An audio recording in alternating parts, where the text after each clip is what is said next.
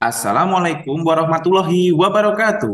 Bertemu lagi dengan channel CC Karuliani. Anak-anak, hari ini kita bertemu lagi untuk mempelajari sesuatu yang baru, yaitu tentang olahraga.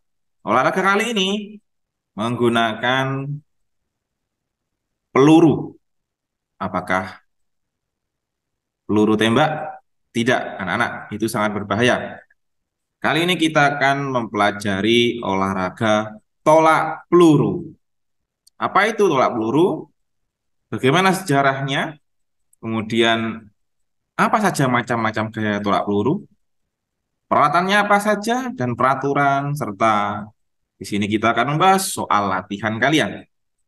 Langsung saja sebelum kita mulai, marilah kita berdoa terlebih dahulu. Berdoa mulai. Berdoa selesai. Baik, selamat datang di kelas PJOK tolak peluru. Tolak peluru. Apa yang dimaksud dengan tolak peluru, anak-anak?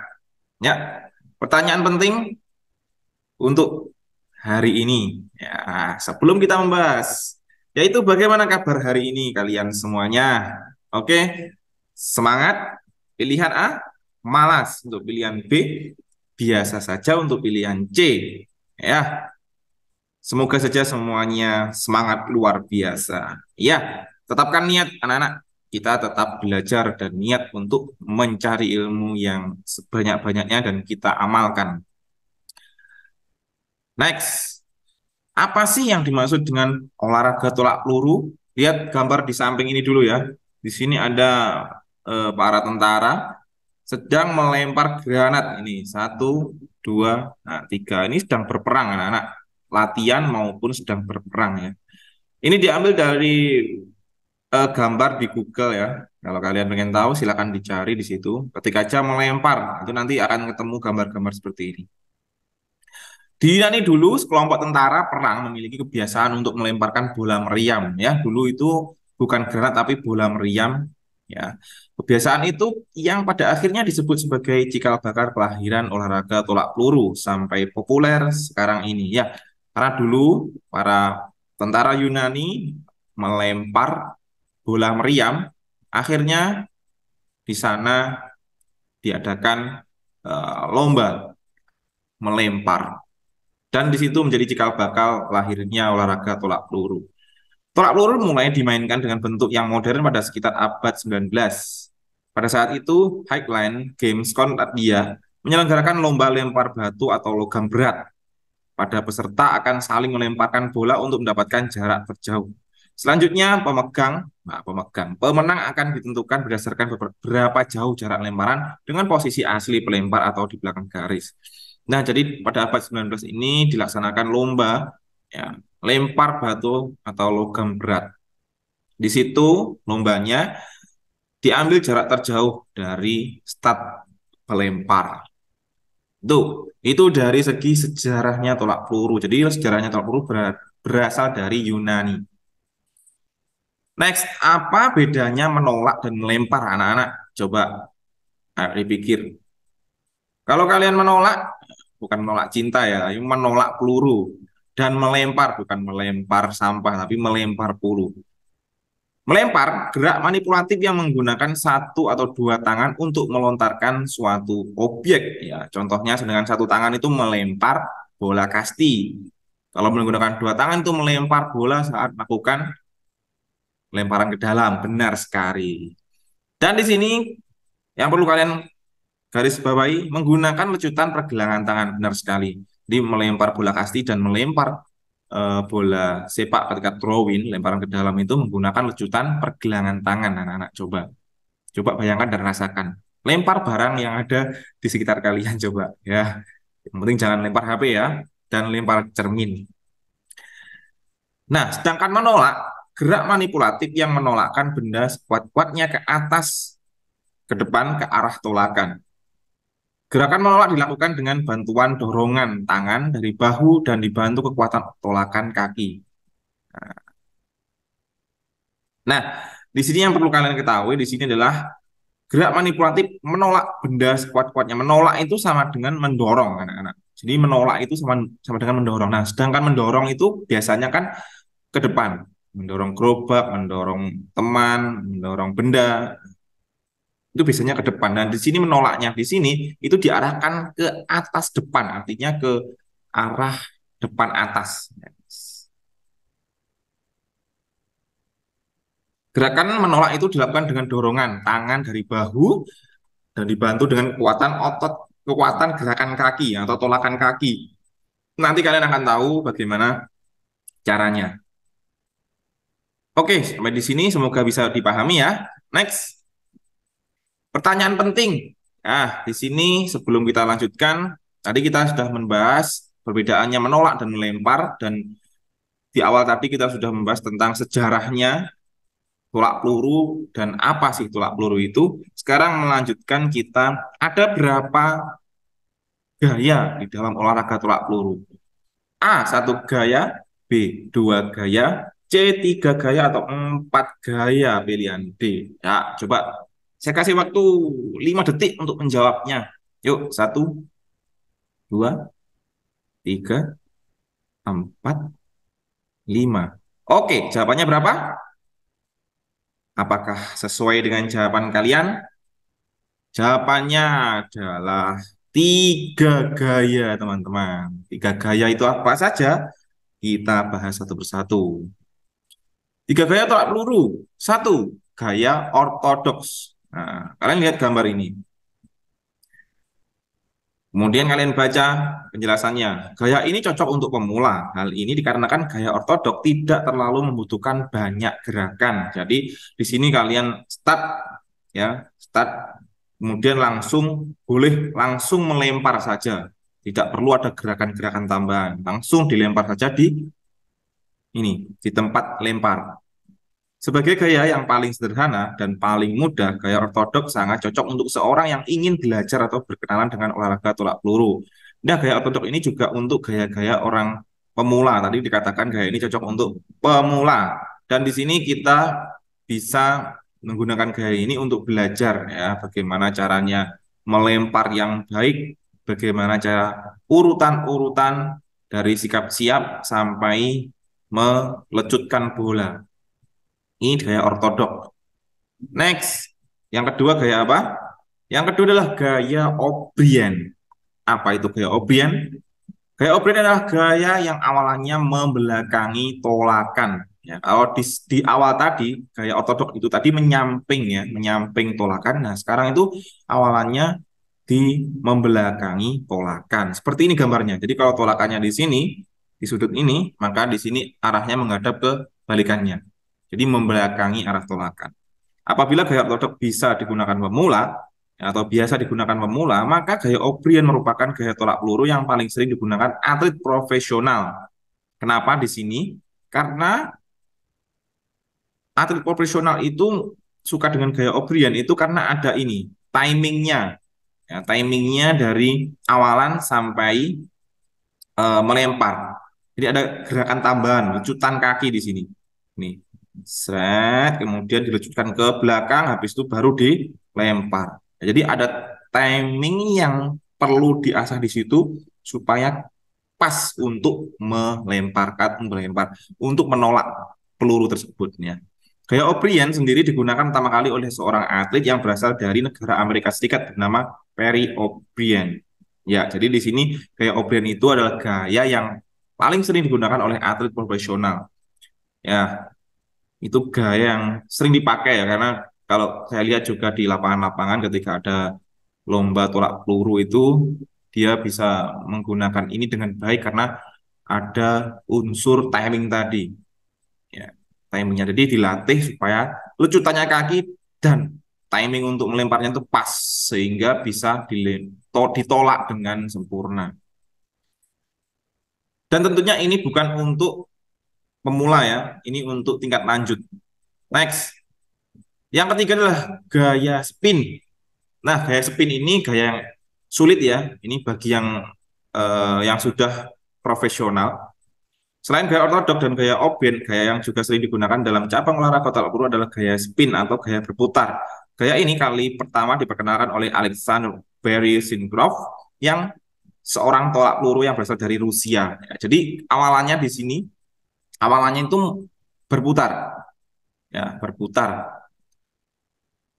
Dari pertama, kemudian berputar, 1, 2, 3, 4, 5 sampai 8 putaran.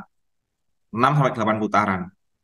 Tergantung jauhnya mengambil awalan dari tempat batas lempar. Perlu diketahui, gaya spin membutuhkan keterampilan tinggi, benar sekali. Hal ini dikarenakan seorang atlet harus melakukan putaran hingga 360 derajat dalam kecepatan tinggi terlebih dahulu sebelum melempar bola logam ke depan. Benar sekali. Jadi di sini kalian start ini berdiri, kemudian baru kalian berputar-putar-putar, kemudian baru ditolakkan. Maka dari itu gerakan ini memiliki tujuan untuk menghasilkan momentum sehingga dapat membuahkan jarak tolakan terjauh. Ya, momentumnya itu ketika kalian berputar tadi, berputar, berputar, berputar, kemudian di situ ada momentum langsung ditolakkan. Nah, itu tadi adalah 3 gaya di dalam olahraga tolak peluru. Yang pertama tadi apa? Gaya ortodok. Yang kedua adalah gaya O'Brien. Yang ketiga adalah gaya spin. Oke, sampai di sini semoga kalian paham semuanya ya. Next, kita lanjut. Pertanyaan penting untuk kalian, apa saja peralatan yang perlu disiapkan untuk olahraga tolak peluru? Mungkin kalian di rumah sudah mempelajari buku kalian, sehingga kalian bisa tahu apa saja yang perlu disiapkan untuk olahraga tolak peluru. Next, peralatan olahraga tolak peluru satu di sini adalah peluru yang digunakan, yaitu berbahan logam, besi ya namanya. Bahan atau material yang harus digunakan pada bola logam biasanya terdiri dari unsur besi padat atau kuningan. Namun tidak menutup kemungkinan juga beberapa jenis logam lain yang tidak lebih lembut dari kuningan bisa digunakan. Nah, paling banyak di sini kuningan dan besi ya, besi padat. Penjelasan mengenai berat peluru oleh Suyatno. Nah, di sini masing-masing berat untuk putri, putra, junior, dan senior berbeda ya. Untuk kelas junior putri, junior ini yang masih siswa lah ya. Itu 3 kilo untuk putri. Dan putra untuk junior putra ya, maksudnya junior putra itu 5 kilo. Ini untuk junior putri 3 kilo, putra 5 kilo. Sedangkan untuk kelas senior yang sudah kelas atlet itu 7 kilo untuk putra, 7 sekian kilo lah. Dan putri 4 kilogram. Nah, hasil tolakan pada tolak peluru dipengaruhi oleh beberapa unsur, diantaranya adalah teknik tolak peluru dan kondisi fisik. Setelah kalian melihat alat pertama yang perlu disiapkan adalah peluru atau bola logam, kalian juga harus tahu tentang beratnya. Nah, di sini ada sudah diketahui di sini sudah diterangkan, kemudian ditambah lagi ada beberapa unsur yang membuat hasil tolakan itu sukses atau berhasil, yaitu tolak teknik tolak peluru, ya tekniknya tadi, bagaimana cara awalan, kemudian persiapan awalan, setelah itu momentum, mencari momentum, dan gerakan terakhir melempar atau menolak, bukan melempar ya, tapi menolak peluru. Yang kedua di sini di garis bawahnya adalah kondisi fisik kalian harus prima, harus kuat. Jadi di sini perlu latihan yang sangat berat. Next. Peralatan yang kedua, olahraga tolak peluru, yaitu lapangan tolak peluru. Di sini sudah dikasih kalian gambar lapangan beserta ukurannya. Yang pertama diameter bagian dalam. Ini adalah 2,135 meter. Ya, 2 meteran lebih. Sedikit. Tebal besi lingkaran tolak minimal 6 meter. Besi lingkaran. Dan harus dicat putih. Tebalnya di sini ya. Tebalnya di sini. Sektor lemparannya memiliki sudut 45 derajat. Ini 45 derajat ya. 45 derajat, 45 derajat. Nah, di sini ada garis lurus terpotong-potong ya. Lurus terus sampai melebar. Nah, di sini adalah namanya arah atau tempat lemparan yang sah. Ya, kalau di sini tempat lemparan yang sah. Kalian akan melempar dari sini, tidak boleh sampai keluar garis lingkaran ini. Kalau keluar garis, ya kalian akan didiskualifikasi atau lemparan kalian tidak sah. Kemudian untuk lemparannya harus berada di garis tolak di sini, di arah lemparan. Nah, bagaimana kalau bola itu di luar garis lemparan? itu namanya tidak sah atau diskualifikasi karena tidak sesuai dengan yang ditentukan. Maka dari itu kalian harus latihan untuk mengarahkan ke arah tolakan. Itu yang penting ya. Ini tentang lapangan tolak peluru. Next, alat ketiga adalah roll meter atau meteran kalau bahasa kita ya. Tolak peluru membutuhkan roll meter untuk mengukur berapa jauh peluru yang telah dilemparkan. Roll meter yang digunakan adalah jenis roll meter yang dapat digulung ya, roll meter yang cukup panjang. Kalau ini hanya 5 sampai 10 meter, tapi kalau di sini tuh sampai 100 meteran lah ya, lebih. Tinggal berapa harganya. Ya, digunakan roll meter digunakan untuk mengukur jauhnya hasil tolakan, bukan lemparan ya, tolakan peluru yang kalian tolak.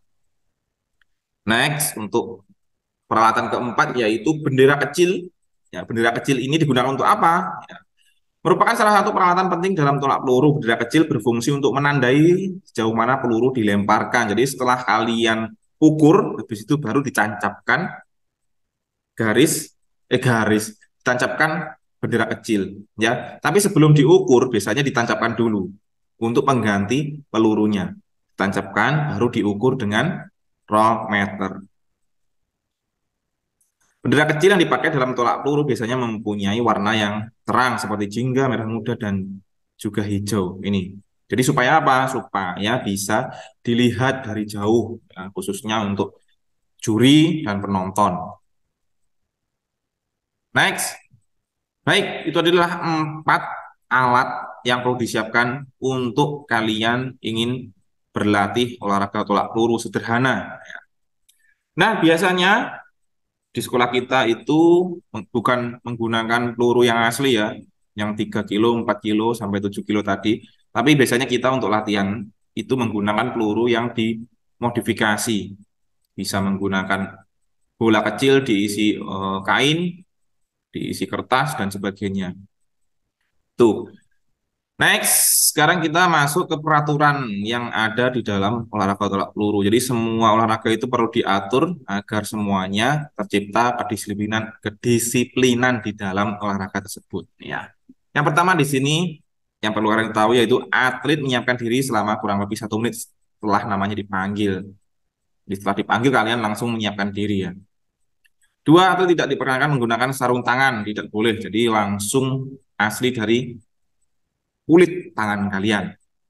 3, peluru diposisikan di dekat leher. Jadi ini teknik memegang peluru ya. Jadi setelah kalian pegang peluru, angkat peluru, kemudian peluru itu letakkan di leher kalian. Jadi diposisikan di atas bahu.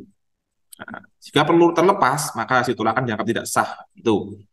Jadi setelah kalian mengambil peluru kalian letakkan di atas bahu, posisi mepet dengan leher.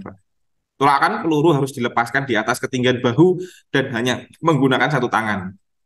5, peluru diletakkan dan tidak dilempar dengan gerakan di atas kepala. Saat membidik, atlet boleh menyentuh permukaan bagian dalam lingkaran tempat melakukan tembakan, namun tidak boleh menyentuh bagian luar lingkaran tadi. Ini tadi yang sudah kita jelaskan tadi ya, tidak boleh keluar dari lingkaran. Tolakan peluru harus mendarat di dalam sektor lemparan. Nah, tidak termasuk garisnya. Jadi kalau lemparan itu di luar, maka tidak sah. Atau tidak boleh meninggalkan wilayah lingkaran sebelum peluru mendarat. Jadi setelah kalian melempar, jangan pergi dulu dari lingkaran. Harus menunggu peluru itu mendarat. Setelah mendarat, baru kalian boleh. Atau lebih amannya kalian boleh keluar kalau sudah diukur atau sudah disahkan. Next, saat meninggalkan lingkaran, atlet hanya boleh lewat bagian belakang. Tidak boleh lewat samping, depan, harus langsung menuju ke belakang. Atlet diberikan 3 kesempatan lemparan di putaran awal untuk menentukan kualifikasi. Lalu jika semifinal, baru dipertandingkan 3 putaran lagi. Gerakan tolakan dianggap sah jika wasit sudah selesai menghitung titik pendaratan peluru. Nah, tadi, jadi setelah dihitung baru itu dianggap sah atau muncul nilainya. Pemenang tolak peluru adalah yang memiliki tolakan paling jauh. Jarak tembakan harus diukur dari bagian dalam stopboard tadi, dari lapangan menuju jatuhnya bola. Tanda tembakan terdekat harus diukur dari ujung nol pita. Benar, tembakan peluru tidak boleh terlepas dari leher. Tembakan peluru tidak boleh jatuh di bawah garis bahu. Tembakan peluru tidak boleh mendarat di luar. Tadi harus menunggu peluru mendarat baru boleh meninggalkan. Sudah. Oke, itu tadi adalah materi yang membahas soal tolak peluru dari pengertian, sejarah, kemudian macam gaya, setelah itu peralatan-peralatan yang diperlukan, dan peraturan-peraturan yang ada di dalam olahraga tolak peluru. Nah, sekarang kita lanjutkan membahas soal latihan untuk menguji sampai di mana kalian memahami materi ini. Yuk, kita mulai. Nomor satu, berapa berat peluru junior putra? Tadi sudah kita bahas, yaitu berapa? 5 kilo. Ini sudah ada jawabannya ya. 5 kilo anak-anak. Next. Berapakah diameter bagian dalam lingkaran tolak peluru? Tadi sudah kita bahas juga, yaitu 2 meter lebih 135 derajat. 135 meter. 2,135 meter atau 2,1 meter lah. Next, saat persiapan ingin menolak peluru, peluru diletakkan di mana? Di antara bahu kanan, ya, mepet dengan leher. Berikut ini macam-macam alat yang digunakan untuk tolak peluru atau yang perlu disiapkan. Tapi kecuali bendera kecil sudah benar, tongkat pemukul, peluru, rollmeter. Di sini yang paling salah adalah tongkat pemukul peluru. Jawabannya yang salah adalah B ya, tongkat pemukul. Itu kasti, bukan tolak peluru. Next. Perry O'Brien adalah nama seorang atlet tolak peluru yang pertama kali menggunakan gaya A menyamping, B depan, C ortodok, D membelakangi. Gaya O'Brien tentunya ya. Gaya O'Brien itu gaya yang eh, awalannya ada menyamping, depan, ortodok, membelakangi. Yaitu membelakangi sektor tolakan ya. Menyamping itu gaya ortodok. Oke. Baik, terima kasih. Sampai jumpa di video pembelajaran lainnya. Ya, jangan lupa terus belajar. Jangan lupa terus belajar supaya kalian tetap menjadi manusia pembelajaran. Pembelajaran manusia pembelajar ya. Dan saya ingat lagi untuk menjaga kesehatan, ya, melakukan pola hidup sehat, olahraga, istirahat teratur, dan jangan lupa untuk beribadah. Minta pada yang kuasa untuk memberikan kesehatan umur yang panjang. Dan sampai di sini dulu untuk video pembelajaran kali ini yang membahas olahraga tolak peluru. Sampai jumpa di video-video berikutnya. Terima kasih dan wassalamualaikum warahmatullahi wabarakatuh.